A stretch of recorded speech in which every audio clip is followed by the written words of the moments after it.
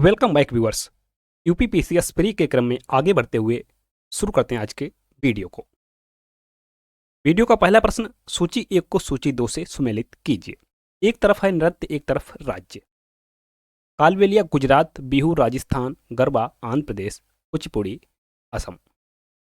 आइए इसको मिलाते हैं। सबसे पहले शुरू करते हैं कालबेलिया से। कालबेलिया नृत्य राजस्थान में, बिहू असम में, गरबा गुजरात में, कुचिपुड़ी आंध्र प्रदेश में। तो यहां पर ए का दूसरा हमें मिलता है दो जगह, ए में और सी में। बी और डी को करते हैं एलिमिनेट। हमारे पास बचे दो ऑप्शन।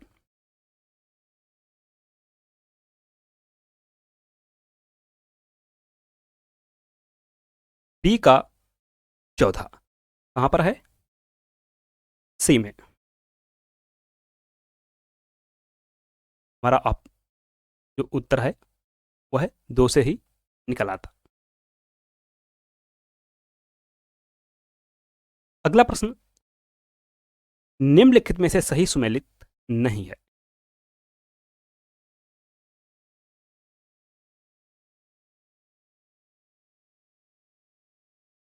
केंद्रीय भवन निर्माण अनुसंधान संस्थान रुड़की, भारत पेट्रोलियम संस्थान देहरादून, केंद्रीय चमड़ा अनुसंधान संस्थान हैदराबाद, केंद्रीय तंबाकू अनुसंधान संस्थान राजमुंद्री। तो यहां पर जो सुमेलित नहीं है वह है ऑप्शन सी, केंद्रीय चमड़ा अनुसंधान संस्थान हैदराबाद में नहीं बल्कि चेन्नई में है। चेन्नई में।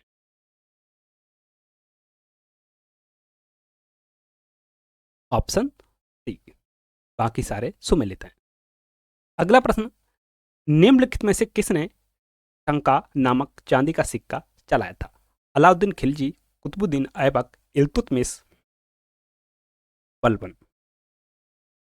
इल्तुतमिश ने टंका नामक चांदी का सिक्का चलाया था। नेक्स्ट क्वेश्चन, निम्नलिखित नामों में से उसे चिन्हित कीजिए जो हुमायूं के भाइयों में से किसी का नाम नहीं था। कामरान, उस्मान, अस्करी, हिंदाल। यहां पर उस्मान जो है वह हुमायूं का भाई का नाम नहीं था। कामरान, अस्करी, हिंदाल यह हुमायूं के भाई थे।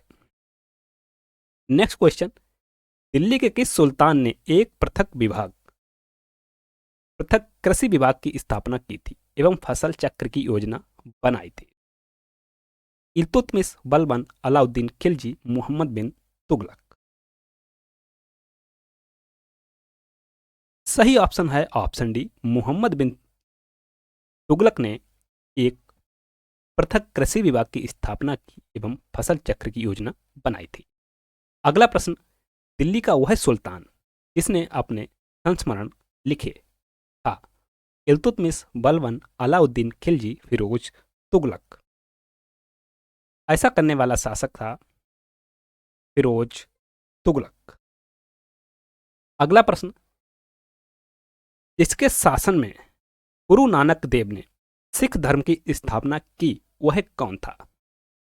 फिरोज शाह तुगलक, सिकंदर लोदी, हुमायूं, अकबर। सिकंदर लोदी के समय में गुरु नानक देव ने सिख धर्म की स्थापना की थी। अगला प्रश्न, मुगल शासन में तांबे का सिक्का कहलाता था? रुपया, दाम, टंका, शमशी। मुगल काल में तांबे का सिक्का दाम कहलाता था। किस वंश के सुल्तानों ने सबसे अधिक समय तक देश में राज्य किया? खिलजी वंश, लोदी वंश, दास वंश, तुगलक वंश। यहां पर सही जो है वह है तुगलक वंश के सुल्तानों ने सबसे अधिक समय तक देश में राज्य किया। प्रश्न नंबर 10, ईस्ट इंडिया कंपनी के किस अंग्रेज गवर्नर को औरंगजेब द्वारा भारत से निष्कासित किया गया? Gayer, sir John Child, sir John Gayer, sir Nicholas पेट।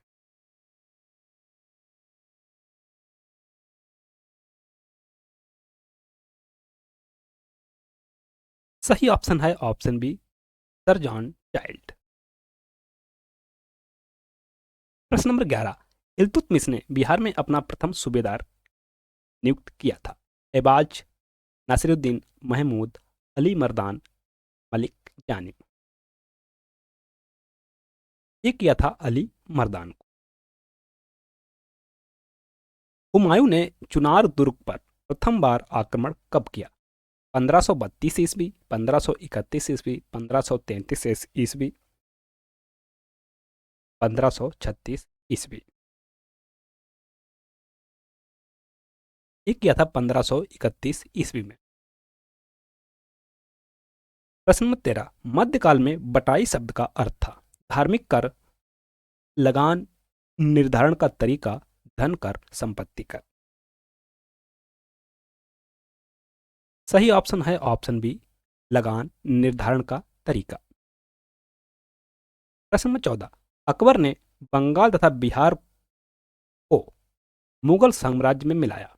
1590 ईस्वी, 1575 ईस्वी, 1576 ईस्वी, 1572 ईस्वी। सही ऑप्शन है ऑप्शन सी, 1576 ईस्वी। अगला प्रश्न, किस मुस्लिम शासक के सिक्कों पर देवी लक्ष्मी की आकृति बनी है? मोहम्मद गौरी, अलाउद्दीन खिलजी, अकबर, इनसे कोई नहीं। ये बनी थी मोहम्मद गौरी सिक्कों पर। किस सल्तनत शासक ने सीमा विस्तार की नीति नहीं अपनाई? इल्तुतमिश, बलबन, गयासुद्दीन तुगलक, फिरोज शाह तुगलक। गयासुद्दीन तुगलक ने सीमा विस्तार की नीति नहीं अपनाई। प्रश्न नंबर 17, निम्नलिखित में से कौन सा कथन बलबन के संबंध में सही नहीं है? उसने नियाबत खुदाई का सिद्धांत का प्रतिपादन किया, उसने इक्तादारी व्यवस्था का प्रारंभ किया, उसने तुर्कान चहलगामी का प्रभाव समाप्त किया, उसने बंगाल के विद्रोह का दमन किया। जो सही नहीं है, उसने इक्तादारी व्यवस्था का प्रारंभ किया। जिया तरंग आंदोलन कहाँ प्रारंभ हुआ? नागालैंड में, त्रिपुरा में, मणिपुर में, मिजोरम में। जिया तरंग आंदोलन नागालैंड में प्रारंभ हुआ। प्रश्न नंबर 19, गांधी जी को किसने सर्वप्रथम राष्ट्रपिता कहकर संबोधित किया था? सुभाष चंद्र बोस, रविंद्रनाथ टैगोर, सरदार वल्लभ भाई पटेल, पंडित जवाहरलाल नेहरू। महात्मा गांधी को सर्वप्रथम सुभाष चंद्र बोस ने राष्ट्रपिता कहकर संबोधित किया था। नेक्स्ट क्वेश्चन, मद्रास में स्वदेशी आंदोलन का नेतृत्व किसने किया था? श्रीनिवास शास्त्री, राजगोपालाचारी, चिदम्बरम पिल्लई, चिंतामणि।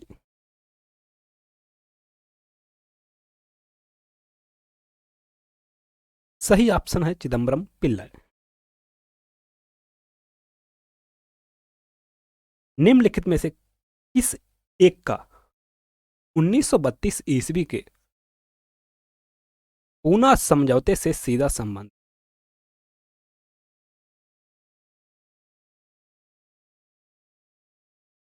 भारतीय महिलाओं का, भारतीय मजदूर वर्ग का, भारतीय किसानों का, भारतीय दलित वर्ग का।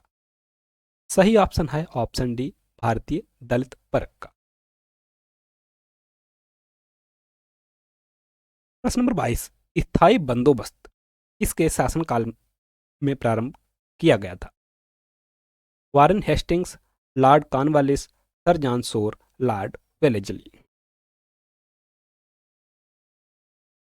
लॉर्ड कॉर्नवालिस के समय में स्थायी बंदोबस्त प्रारंभ किया गया था। प्रश्न नंबर 23, अल्जाइमर रोग में मानव शरीर का कौन सा अंग प्रभावित होता है? कान, मस्तिष्क, आंख, पेट। सही ऑप्शन है ऑप्शन बी, मस्तिष्क।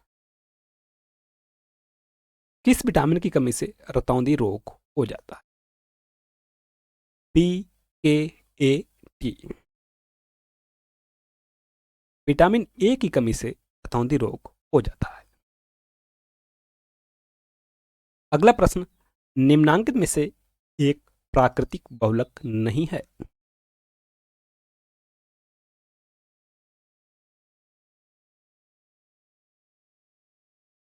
ऊन, रेशम, चमड़ा, नायलॉन। प्राकृतिक की बात हो रही है तो यहां पर जो नहीं है वह है ऑप्शन डी, नायलॉन। निम्न में से कौन सी नदी पंचनद से संबंधित नहीं है? राबी, ब्यास, चंबल, सतलज। जो संबंधित नहीं है वह है ऑप्शन सी, चंबल। चंबल यमुना की सहायक।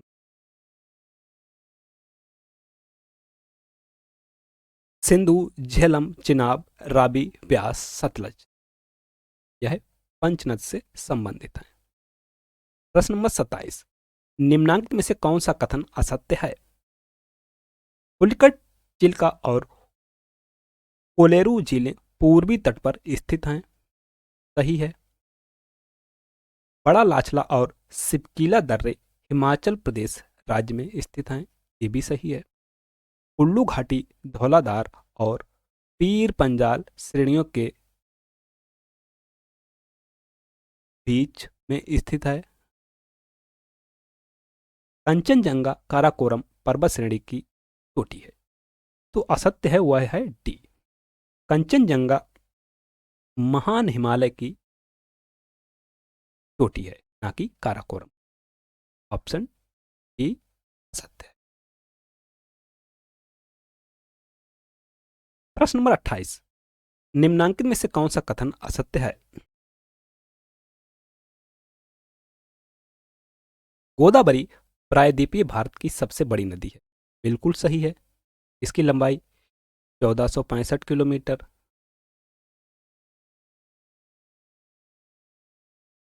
सोन नदी अध्यारोपित प्रवाह प्रणाली का उदाहरण है, सही है। शरावती नदी नदी अपहरण का सबसे अच्छा उदाहरण प्रस्तुत करती है, ये भी सही है। कावेरी नदी को दक्षिण गंगा के नाम से जाना जाता है, जो असत्य है वह है डी। कावेरी नदी को दक्षिण गंगा के नाम से नहीं, दक्षिण भारत की गंगा के नाम से जाना जाता है। दक्षिण गंगा गोदावरी को कहा जाता है, गोदावरी को कहा। प्रश्न नंबर 29, निम्नांकित में से कौन सा युग्म सुमेलित नहीं है? एक तरफ है नदी, एक तरफ डेल्टा। गंगा चापाकार, गोदावरी पंखाकार, कावेरी अंगुलियाकार, महानदी ज्वार नदमुखी। जो सुमेलित नहीं है वह है ऑप्शन डी, महानदी। प्रश्न नंबर 30, निम्नलिखित में से किस समूह की नदियां बिहार और उत्तर प्रदेश के बीच सीमा रेखा बनाती है?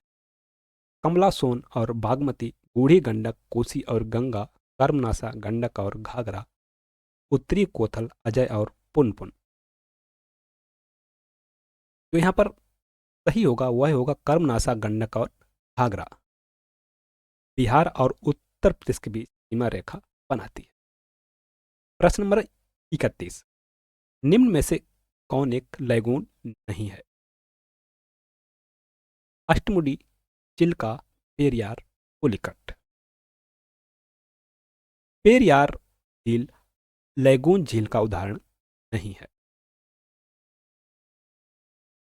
अष्टमुडी, चिल्का और पुलिकट लैगून झीलें हैं।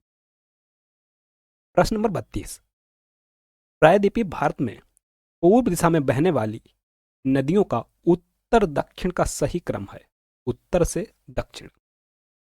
ऑप्शन ए सुवर्ण रेखा,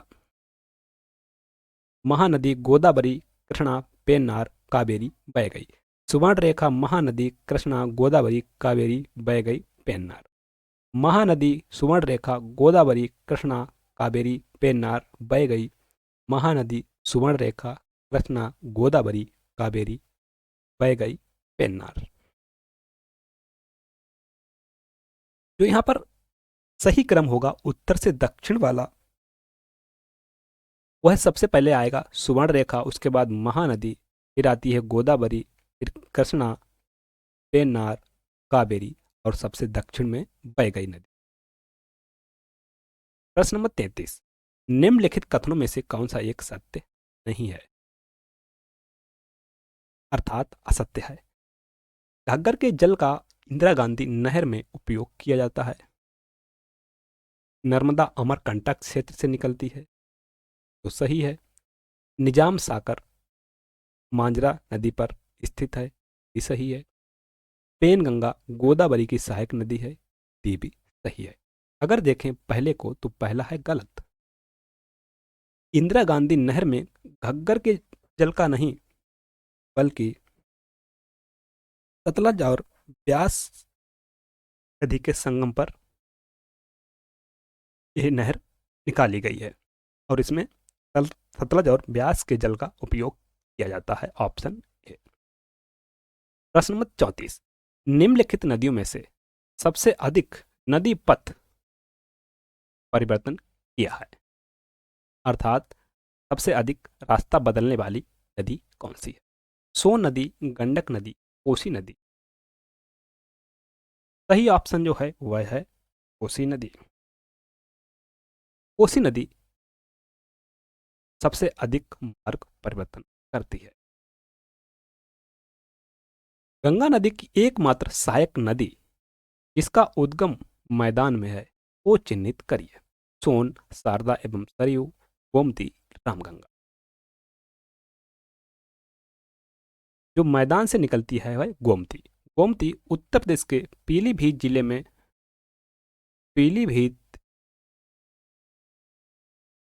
जिले के माधोर तांडा तहसील से माधोर तांडा तहसील में उल्हर झील से निकलती है। निम्न नदियों में से किसका सर्वाधिक बड़ा जल ग्रहण क्षेत्र है। नर्मदा, महानदी, गोदावरी, कृष्णा। गोदावरी यहां पर सही ऑप्शन है, ऑप्शन। इसकी लंबाई 1465 किलोमीटर और यह प्रायद्वीपीय भारत की सबसे लंबी नदी है।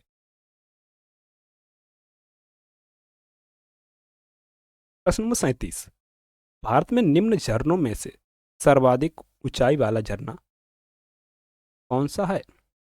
पर्ची पानी झरना, जोग झरना, मीनमटी झरना, उचिकल झरना। सही ऑप्शन है ऑप्शन डी, उचिकल झरना।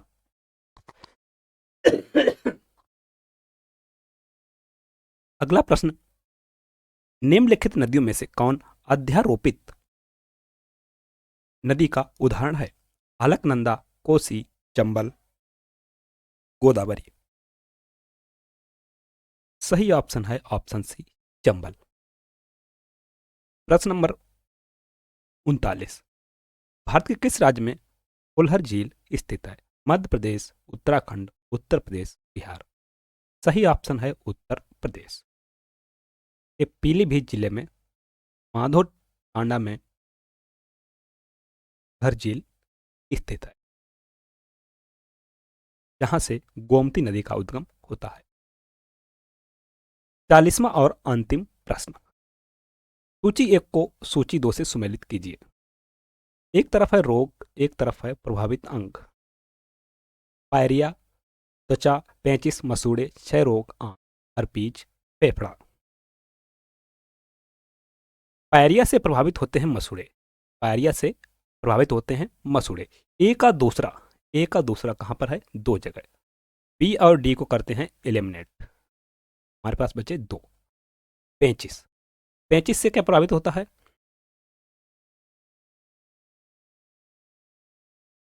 पेचिस से प्रभावित होती है आंत, सी। बी का तीसरा कहां पर है, ऑप्शन ए में। क्षय रोग से फेफड़ा, और पी से त्वचा। ए का दूसरा, बी का तीसरा, सी का चौथा, डी का पहला। ऑप्शन ए हमारा यहां पर सही है।